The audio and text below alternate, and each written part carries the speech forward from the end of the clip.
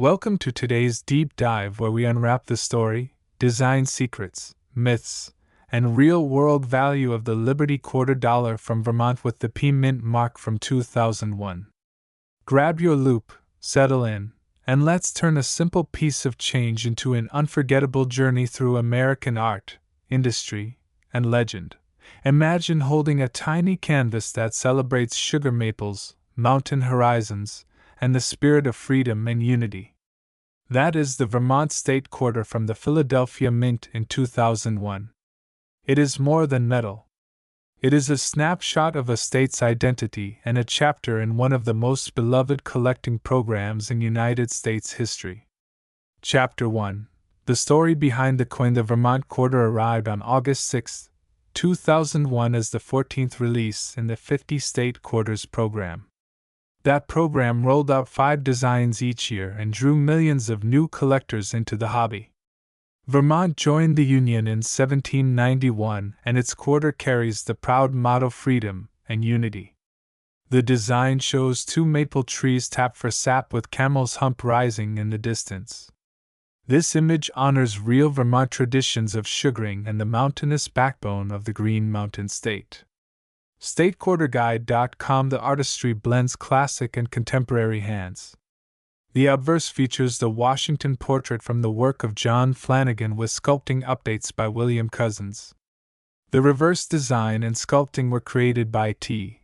James Farrell. The composition is the familiar copper nickel clad with a reeded edge, standard weight, and standard diameter for modern quarters. United States Mint Chapter 2. How the design came to be. Vermont invited ideas and debated multiple concepts that kept returning to the same anchor point, camel's hump. The final pick went through the governor and the United States Treasury for approval. The result is a scene that feels like a postcard from a late winter sugar bush. Buckets hanging, trees standing tall, mountain calm in the background, motto placed with quiet confidence. StateQuarterGuide.com. Chapter 3. Minting Facts That Matter. The 2001 P Vermont Quarter was struck at the Philadelphia Mint for a limited production window in the State Series schedule. Total output from Philadelphia is recorded in the hundreds of millions. Specifications follow the Washington Quarter standard with clad metal and reeded edge.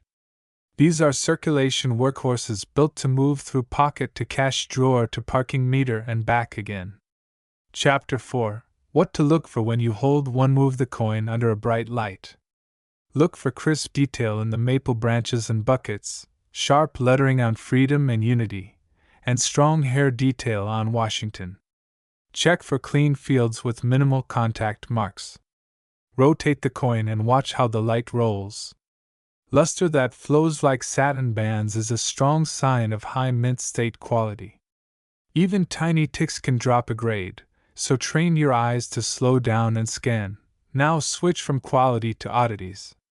Collectors enjoy true mint errors that slip through the press. Think off-center strikes that leave a crescent of blank planchet, die cracks that trace fine raised lines across devices, or misaligned dies that stretch design elements. Vermont does not have a famous named error that defines the issue, so treat any dramatic anomaly with careful study or a professional opinion. Avoid confusing online chatter that mixes Vermont with the well-known Delaware spitting horse error, which belongs to a different state and a different year. Chapter 5. History and Impact. The 50 State Quarters series became a cultural wave. New collectors checked change from morning coffee to evening errands. Kids built maps with plastic slots and families learned state symbols together. Vermont's quarter helped keep that momentum alive in the 2001 lineup, standing beside New York, North Carolina, Rhode Island, and Kentucky to complete the year's set. Chapter 6. Value in Circulation. Today let's get real about money. In average circulated condition, the 2001 P Vermont Quarter usually trades for face value. Nice uncirculated pieces pulled fresh from old rolls or original mint sets can bring a small premium from collectors who want clean surfaces and full luster. High-grade certified examples climb higher, but the ceiling is modest compared to rare key dates. An example graded at the top of the population has sold for hundreds of dollars, not thousands, and this helps set expectations for the typical coin. Chapter 7. Myth versus fact about giant price claims. You may have seen headlines or posts shouting that a Vermont 2001 P quarter is worth millions. Here is the truth. There is no verified auction record or recognized market data that supports a value in the millions for a regular Vermont 2001 P quarter. Professional price guides and graded auction records place even the finest certified examples far below that realm. Treat viral claims with caution and always verify through reputable. Chapter 8. How to grade your own like a pro. Start with lighting and a clean, soft surface. Wear cotton gloves if possible. Tilt the coin to read the luster. Bag marks look like tiny dings from contact with other coins. On the obverse, focus on Washington's cheek and jawline where contact shows first. On the reverse, study the fields around the maple buckets and the sky around Camel's Hump. If you believe you have a standout piece, compare it against an online photo gallery from a grading service to calibrate your eye. If the coin still looks exceptional, consider a submission to a third-party grader for authentication and encapsulation. Chapter 9.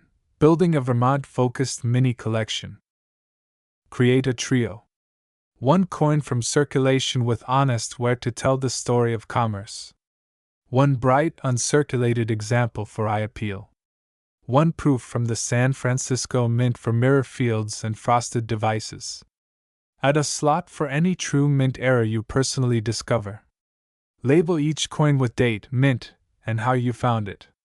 Over time, your board becomes your own Vermont story told in metal. Chapter 10. How to spot hype and protect your wallet. Check 3 things before you buy. First, the grade must be consistent with the photos and with known grading standards. Second, the price should align with recent sales, not only with asking prices.